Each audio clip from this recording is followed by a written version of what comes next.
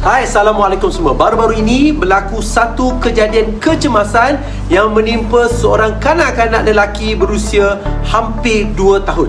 Budak tersebut jatuh di dalam longkang di kawasan rumah dan tidak disedari ahli keluarga. Anak kecil itu hilang sekelip mata dan ibu bapanya tak sangka dia terjatuh di dalam longkang yang airnya masih mengalir. Bila ditemui, tubuhnya lemah, kebiruan dan tidak bergerak. Tapi Alhamdulillah, Allah hantar seorang yang sangat penting pada waktu itu. Seorang jiran yang tahu asas CPR. Tanpa ragu, tanpa tunggu ambulans, beliau terus lakukan CPR hampir 20 minit.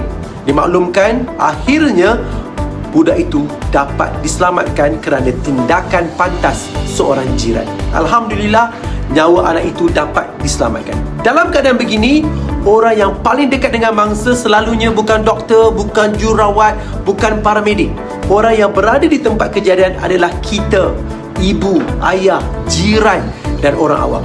Jadi, kita kena sentiasa ada kesedaran CPR bukan hanya untuk kaki tangan perubatan. CPR ialah skill yang perlu dimiliki oleh sesiapa sahaja. CPR adalah skill yang menentukan sama ada seseorang itu ada peluang kedua atau tidak. Akademi Dr. Aizul Ammar, satu rumah, satu terlatih CPR.